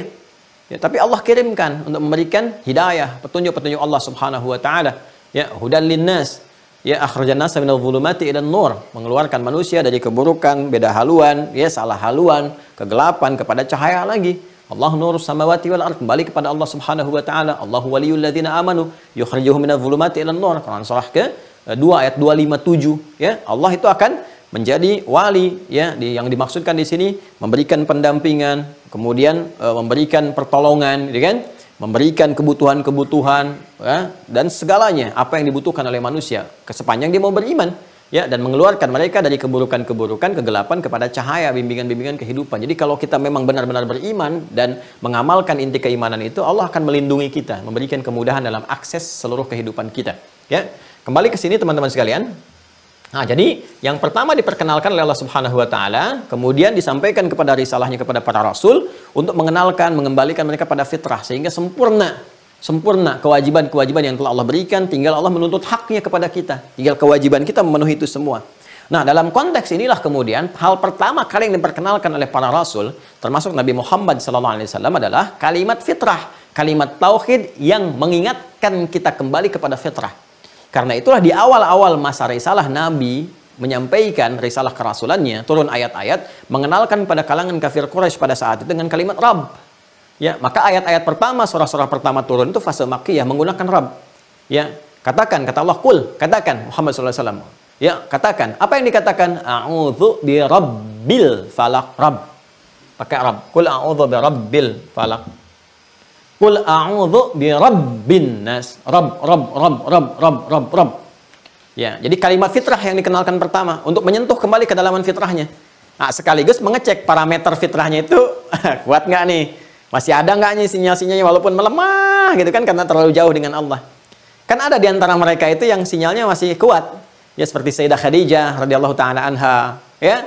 Buhaira misalnya kan yang mengikuti ajaran Hanif. Awas tuh, ya, bukan pendeta tertentu, itu ya. Nanti kita lihat tuh, nah, kita lihat, nanti kita cek juga, ya apa hal-hal yang terjadi secara sejarah, dibuktikan nanti pembuktian supaya tidak melebar, kita aksesnya ke situ dulu. Ya, Sayyidah Khadijah kan ketika mendengar Qul a'udzu birabbil falaq, qul a'udzu birabbin nas, fitrahnya langsung naik. Lihat tanda kenabian aja langsung kenal, ya kan? Wah, ini bukan sesuatu yang biasa gitu. Jadi ketika Rabb kalimat fitrah itu akan muncul tuh, ting gitu, ya pernah terakses. Kan di digital juga begitu kan? Ya, bahkan di memori kita, bahkan kerja-kerja hal yang paling kecil pun seperti virus itu dan antivirus, ya di antibodi tubuh kita kan langsung mengenali kalau ada sesuatu muncul, tak langsung tek gitu, sinyalnya ketangkap.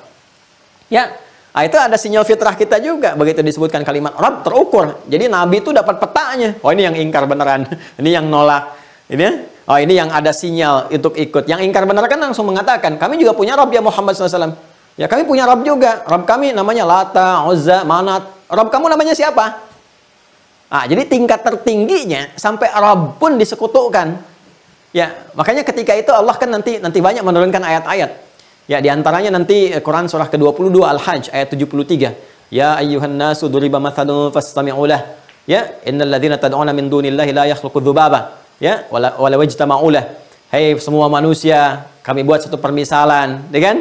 Maka simaklah baik-baik. Apa yang kamu panggil, yang kamu sembah itu, ya nyiptakan lalat aja nggak sanggup, walaupun mereka kumpul semuanya. Itu Lata, Manat, Uzza dan sebagainya kumpul. Itu nggak akan sanggup, bikin lalat aja nggak sanggup. Dan yang paling menarik, walaupun lalat hinggap itu di tempat dia nggak bisa tepis itu. Ya kalau bahasa apa Rusia itu digebah ya, gebah itu. Jadi dia tepis aja nggak mampu, bisa jadi Tuhan katanya. Dia diajak bicara aja nggak jawab, ya dan sebagainya gitu. Ya itu sangat menarik. Tapi mereka kekeh, saking kekehnya mereka bertanya kan terus. Nah di sini tahapan itu untuk memetakan nih, mapping keimanan. Oh ini yang pengingkarannya kuat, ya Abu Jahal dan abu-abu yang lainnya gitu kan dan sebagainya. Oh ini yang apa namanya pengingkarannya itu levelnya syak, yang satu raib, yang satu syak. Oh ini yang kuat iman sinyal sehingga bisa diseleksi. Makanya muncul 40 terbaik, ya 40 terbaik. Ini as-sabiqun al-awwalun, orang-orang pertama masuk Islam itu kan yang sinyalnya masih kuat-kuat tuh. Ya di situ ada Abu Bakar As-Siddiq radhiyallahu taala anhu, Ali bin Abi Thalib, ya nanti bergabung kemudian yang lainnya Umar bin Khattab, Utsman bin Affan dan seterusnya, kemudian ada Sayyidah Khadijah dan seterusnya. 40 pertama yang terbaik. Yang terbaik ini nanti akan dikuatkan di bawah. Nah, ketika banyak bertanya, Rabb kamu namanya siapa? Kami juga punya Rabb dan sebagainya. Lalu setelah itu, setelah teridentifikasi semuanya, disampaikanlah ya nama yang mencakup keseluruhan dengan segala kemuliaan yang menggetarkan, yang kalau dibacakan dengan kalimat iman, orang yang menghunuskan pedang sampai jatuh pedangnya hanya disebutkan dengan nama ini saja, ya digunakan dalam sumpah dan sebagainya. Makanya jangan sembarangan menyebut nama ini. Kalau kita bacakan pakai iman, wah itu orang-orang yang akan mendolimi, mencelakai, yang macam-macam itu bisa gemetaran tuh, ya yang saat dibacakan dengan benar itu bisa bergetar, ya apa namanya perangkat-perangkat kehidupan dan sebagainya. Ya itu kalau benar-benar kita ucapkan, maka Allah perintahkan semua sifat-sifat yang melekat pada yang mereka namakan Rabb dan sebagainya, Allah tepikan semuanya. Yang dipertuhankan hancur dengan nama ini, semua hancur. Ya sesuatu yang ditepikan, dihabiskan, dihilangkan, dikikis habis sampai muncul yang murninya saja. Muncul yang murninya saja. Ya itu kata kerjanya, verbnya disebut dengan akhlas. Akhlasa. Ya.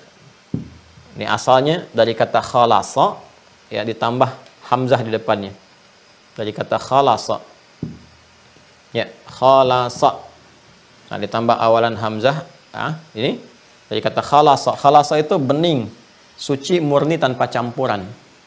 Bening, suci, murni tanpa campuran, ya.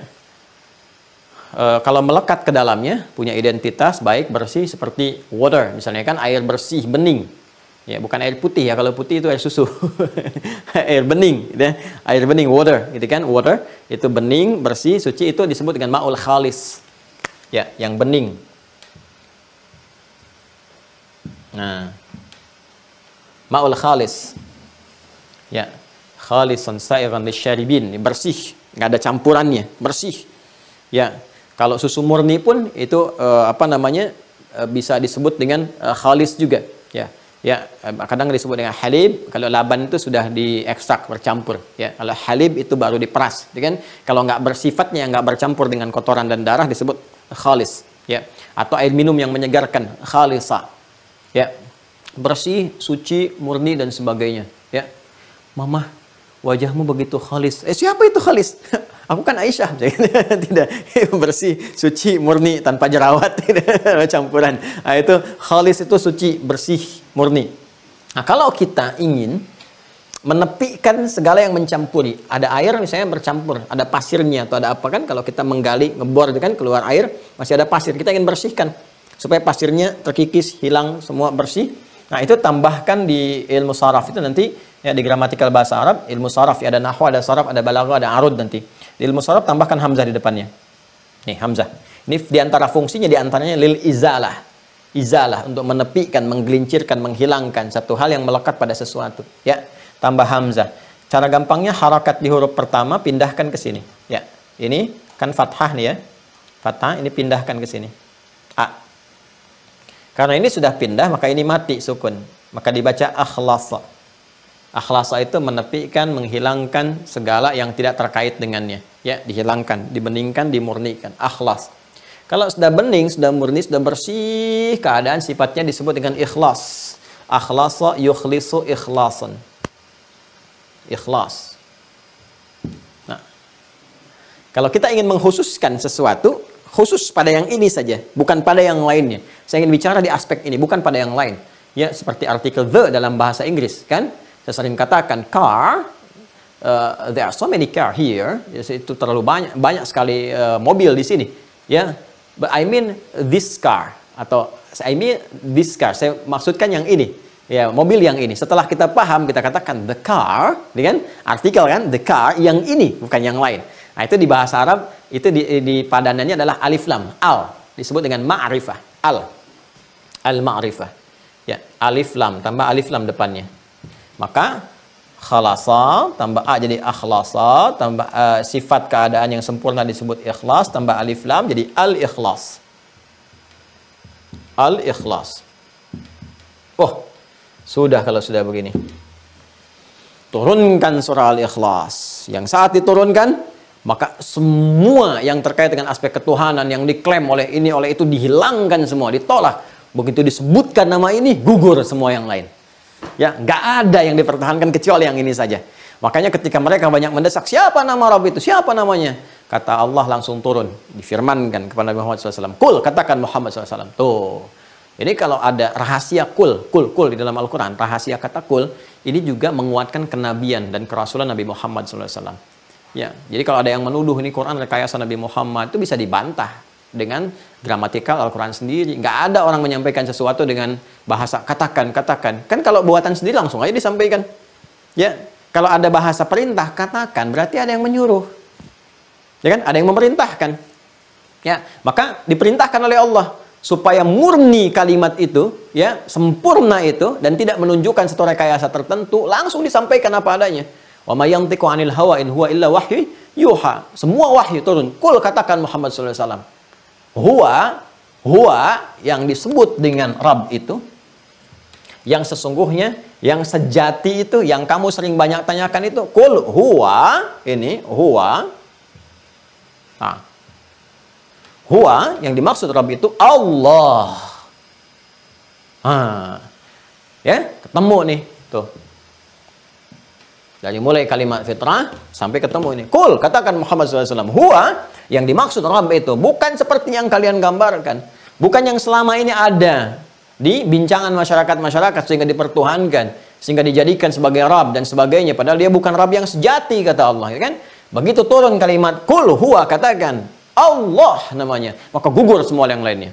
As-Samad, ini yang seharusnya di tempat bergantung, bukan Kelata, Manat, Uzza dan yang lain-lainnya, kata Allah, maka gugur semuanya. Yang tempat bergantung yang sesungguhnya satu, Allah ini. Ya, kul huwallahu ahad. Ya, sifatnya ahad, satu, tunggal. Bukan seperti yang kalian katakan ada banyak, Lata, Manat, Uzza dan sebagainya. Ya, Allah yang dimaksudkan punya sifat ahad. As-Samad, ini yang jadi tempat bergantung. Ya, satu. Nanti kita akan turunkan lagi yang lainnya. Nanti setiap kalimat ini ada detailnya sendiri. Ya, saya teruskan dulu sebentar. Qul huwa, katakan, ya, dia yang dimaksud Rabb di sini Allah. Namanya muncul, gugur semua yang lain. Ahad, sifatnya satu, tunggal. Karena Tuhan itu mesti satu. Nanti alasannya diturunkan lagi. As-Samad, jadi tempat bergantung. Ya, bukan apa yang kalian mintakan atau aspek yang sekarang ada. Ya. Qul huwallahu ahad. Yang paling menarik, Allahus Samad. Kemudian apa? Lam yalid wa lam yulad. Gugur semua tuh yang dipertuhankan. Dia tidak beranak dan tidak dipertuhankan. Karena ada yang mempertuhankan kemudian dari yang hasil dilahirkan. Sehingga disebut anak misalnya. Anak dari Tuhan atau Tuhan punya anak dan sebagainya.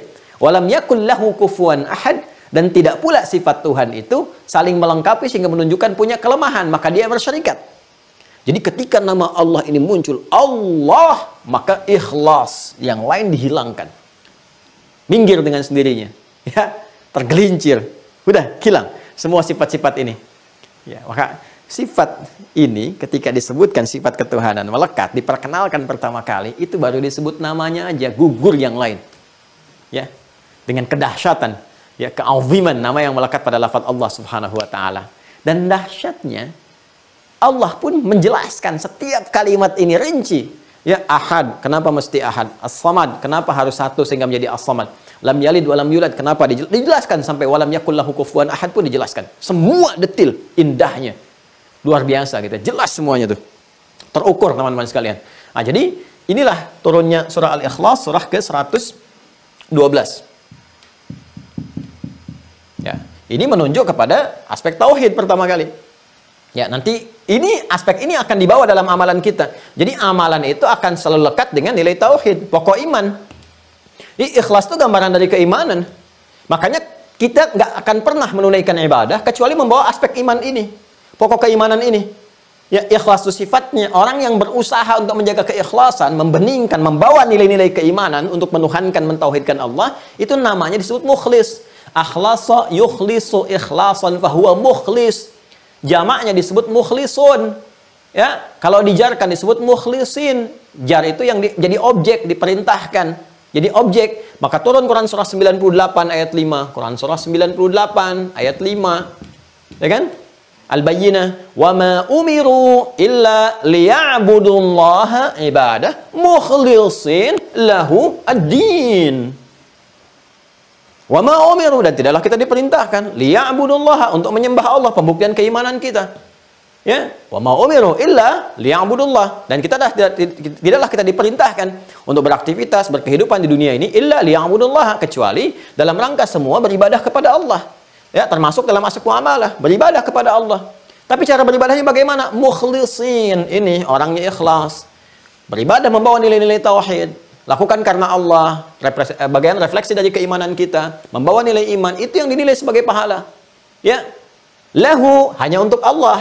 Mukhlisin lahu, untuk Allah, ad-din, dalam rangka mempraktekkan ad-din. Semua nyambung teman-teman. Tunjukkan satu ayat aja yang lepas dari konsepsi ini. Indahnya Quran itu begitu. Nanti kalau sudah hafal tuh enak gitu, temukan sini, nyambung semua. Sampai kita berkata, fabi ayyi ala'i rabbikuma tukadziban. Ya, itu luar, nyambung semuanya. Wa ma khalaqtul jinna wal insa illa liya'budun. Tidak aku ciptakan jin dan manusia kecuali untuk mempraktikkan nilai ibadah dalam kehidupan. Ibadahnya bagaimana? Mukhlisin lahu ad-din. Makanya muncul istilah amal mesti ikhlas, amal mesti ikhlas. Apa maksud amal mesti ikhlas? Lakukan karena Allah. Berlepas dari sifat-sifat yang bertentangan dengan nilai tauhid. Aspeknya ke situ. Nanti muncul bab-bab turunannya. Lalu kalau saya mengharapkan surga, bagaimana, masuk kategori ikhlas atau enggak? Nanti ada bab yang lain. Kita jawab. Ya. Nah, ini turunannya. Ini, kita baru satu ini. Ya. Ah, nanti ini pun didetilkan lagi oleh Allah. Oh, sampai habis papan tulis nih. Waktunya masih ada nggak? Gitu ya. Jadi, Masya Allah. Nanti kita pasang 2 tuh biar panjang. Meja pingpong aja panjang, masa papan tulis enggak? Ya, sini ya teman-teman ya. Alhamdulillah tuh. Ya, kita masuk ke apa namanya, tunjukkan nilai-nilai kebaikan. Jadi cerminan keislaman tuh masih ditampilkan. Yang paling utama adalah bentuk akhlak, ya kan? Perilaku dan sebagainya.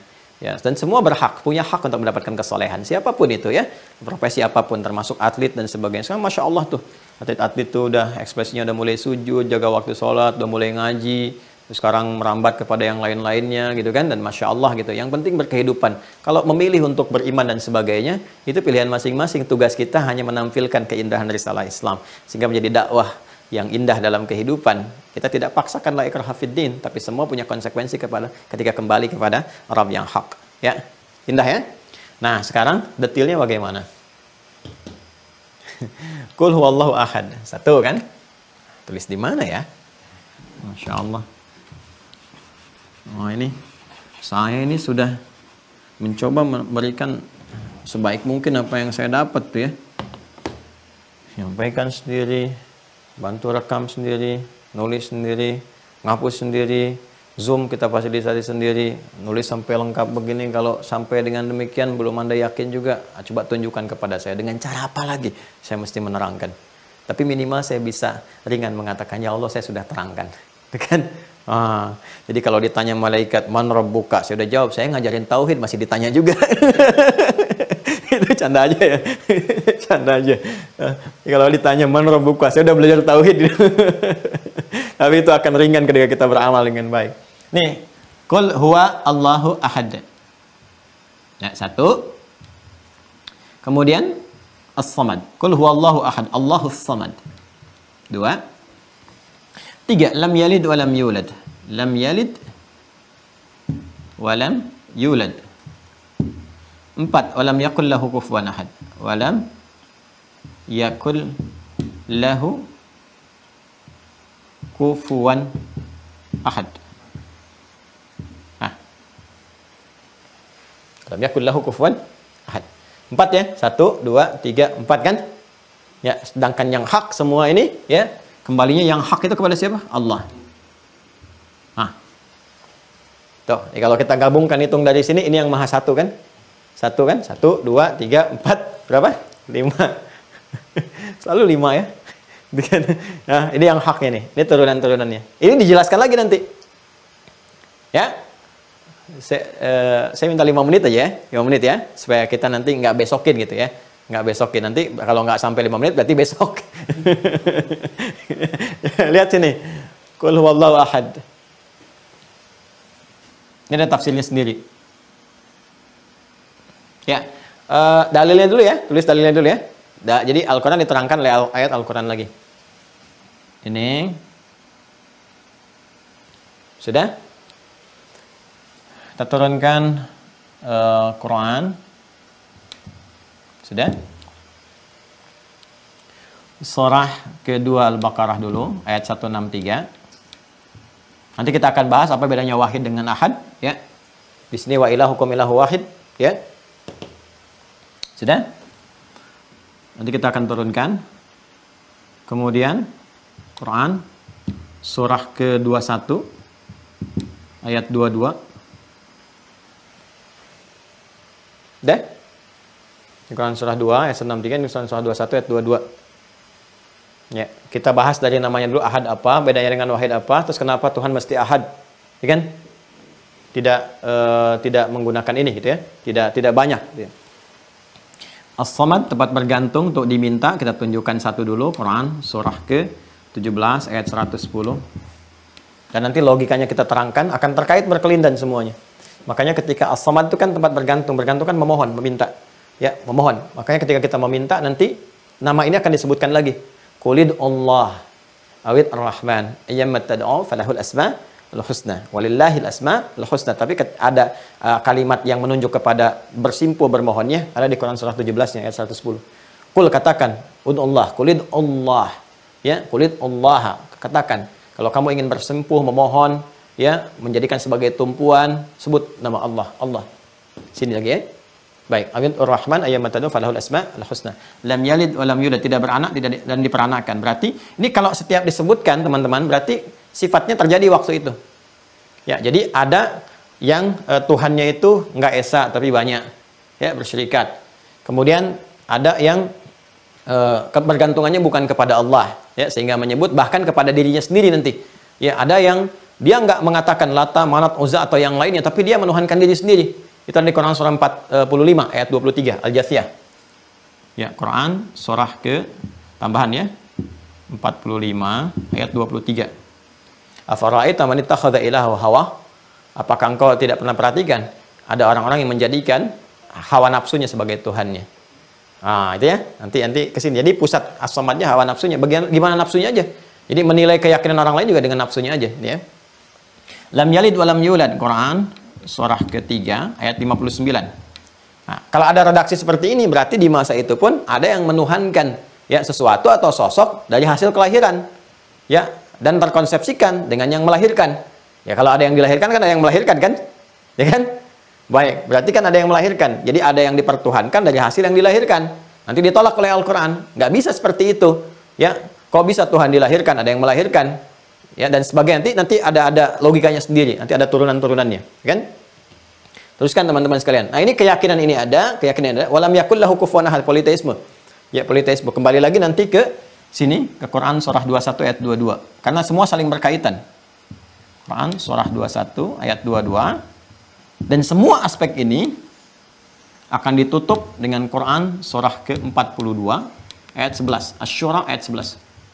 Ya, fatirus samawati wal ard. Ja'ala lakum min anfusikum azwaja wa minal an'ami azwaja.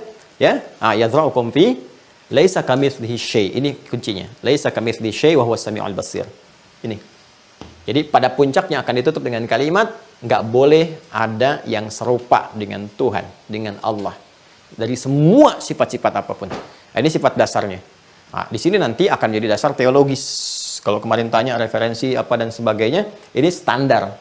Ya, kalau di bahasa Arab itu ma'lumun bid-darurah, harus tahu yang seperti ini gitu kan. Yang paling dasar, paling pokok sekalipun. Jadi referensinya kembali kepada diri kita itu untuk melihat ini yang pokok. Di akal kita itu udah melihat, oh ini benar. Dari mana semua ini? Keterangan Allah sendiri.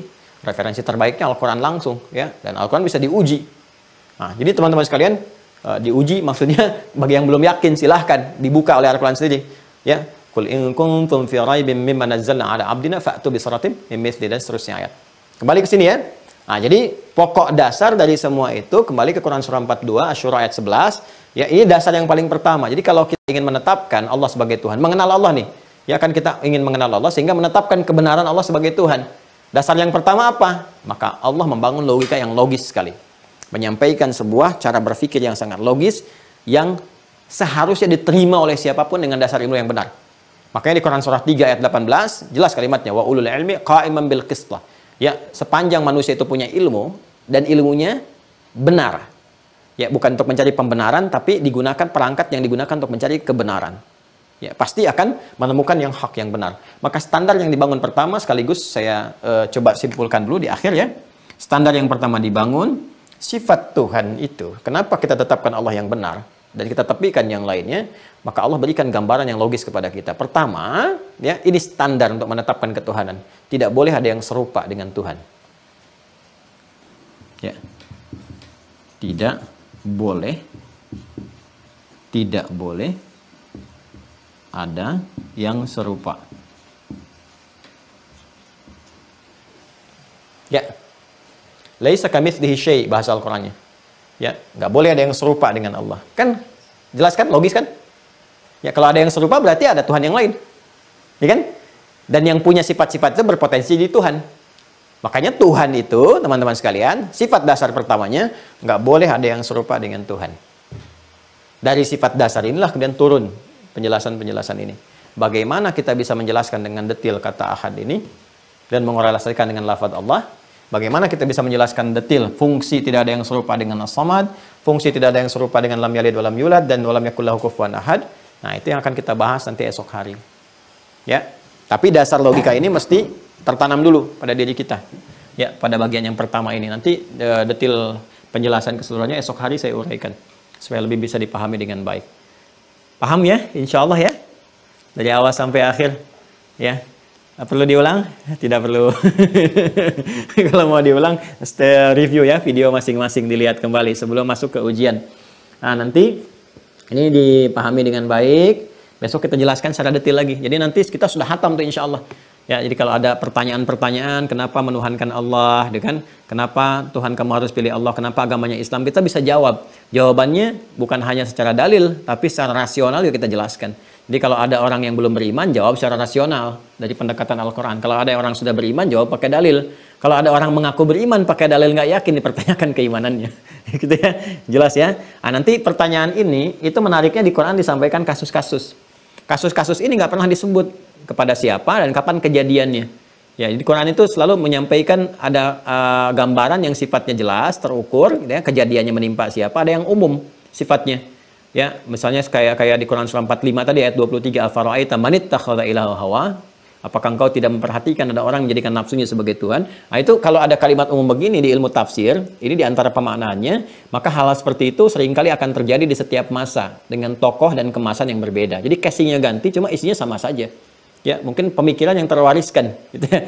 Ada genealogi pemikiran Abu Jahal yang terwariskan sampai dengan masa-masa berganti gitu, dan lain-lain sebagainya. Nanti kita akan dapati. Karena itu kalau mendapati yang seperti itu, casingnya apapun, nanti saya turunkan deh beberapa tata kelola pemikiran dengan pertanyaan-pertanyaan supaya kalau dapat pertanyaan seperti itu lagi ada jawabannya. Ya, nanti kita gampang tuh. Misalnya nanti ada paham relativisme, tuh kan, yang semua serba relatif, nggak ada kebenaran mutlak, jangan merasa benar, misalnya kan.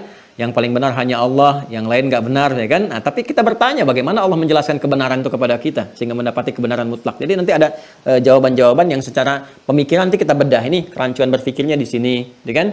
Cara menjawabnya seperti ini. Jadi kita konsentrasi kepada pengetahuannya, ya. Kita tidak menyoal orang per orang, tapi kepada pemahaman. Ya, pemahaman ini kalau kita sampaikan dengan benar, maka menjadi objektif, ya, menjadi baik juga dan mulia dalam penyampaian, dalam macam-macamnya. Jadi terukur bahasan kita ke pemikiran.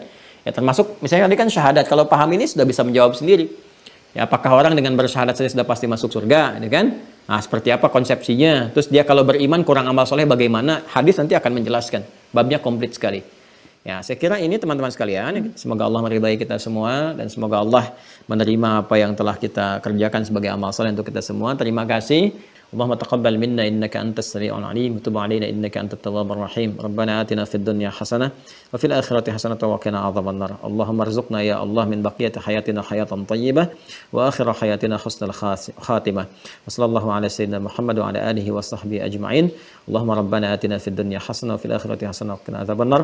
Wa akhiru da'wana subhanakallahumma bihamdika nashhadu an la ilaha illa anta nastaghfiruka wa natubu ilaik. Walhamdulillahi rabbil alamin. Assalamualaikum warahmatullahi wabarakatuh.